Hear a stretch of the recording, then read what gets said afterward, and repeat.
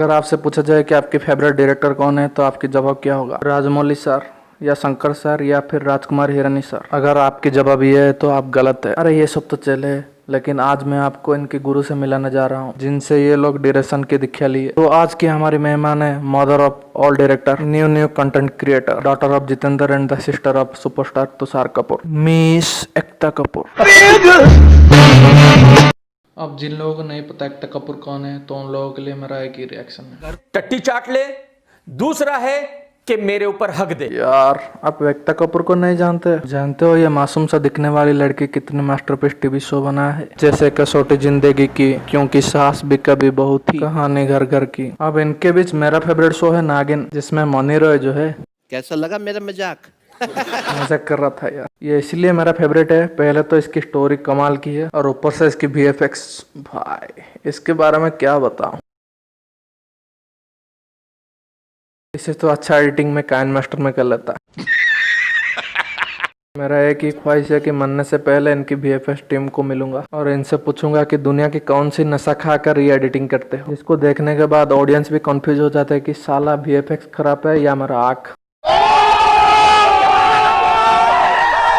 अब जरा सोचो, अगर एकता कपूर दंगल को डायरेक्ट करता तो क्या होता? गीता बबीता की जगह सास बहू की कुश्ती बना देता और फिर आमिर खान बोलते हमारा बहू सास से कम है क्या? अब एकता कपूर जी ने अपने डायरेक्शन में थोड़ी बदलाव लाए हैं, क्योंकि पहले उनकी मेन कंटेंट थी सिर्फ एंटरटेनमेंट, लेकिन अब उनकी मेन कंटेंट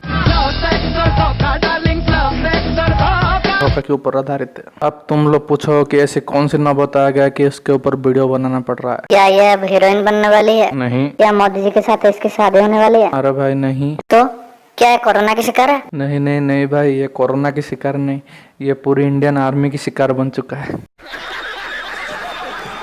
टीवी शो में इतना बड़ा कांड करने के बाद अब ये अपना कदम वेब सीरीज की ओर बढ़ा रहे हैं। स्क्वेड गेम एंड असुर की सक्सेस के बाद इनको ये लगता है कि अरे ये तो बच्चों वाली वेब सीरीज है, मैं तो अडल्ट के लिए वेब सीरीज बनाऊं। वेब सीरीज बनाने के लिए तो सोच लिया, लेकिन अब उसकी स्टोरी लाइन क्या? इसमें तो सास बहू वाली स्टोरी नहीं चलेगी। फिर कड़ी रिसर्च के बाद इनको ये पता चला कि इंडिया में जॉनी सिंह का फैन फॉलोइंग बहुत ज्यादा है, तो ये सोचने लगे क्यों ना इनकी कंटेंट के ऊपर वेब सीरीज बनाया जाए। और इसमें दो फायदे भी है। पहला फायदा ये है कि पूरी वेब सीरीज बेडरूम में ही शूट हो जाएगा, इसलिए बाहर जाने की जरूरत नहीं है। और दूसरी फायदा यह है कि इसके लिए बैकग्राउंड म्यूजिक की जरूरत नहीं है, क्योंकि आर्टिस्ट खुद बैकग्राउंड म्यूजिक बजाएगा।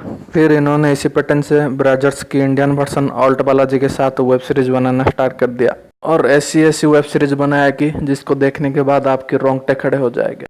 जरा इनकी वेब सीरीज की नाम तो सुनो, गंदी बात सीजन 1, सीजन 2, सीजन 3, बेकाबू, XXX। भाई अगर वेब सीरीज के नाम इतना खतरनाक है तो सोचो वेब सीरीज कितना खतरनाक होगा।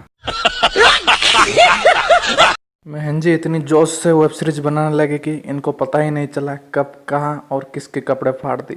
जिसमें एक इंडियन आर्मी के कर्नल रैंक के ऑफिसर्स को दिखाया है, वो जाता है अपनी फील्ड में, पीछे से उसकी बीवी का एक्स्ट्रा मैरिटल अफेयर दिखाया है किसी डॉक्टर के साथ।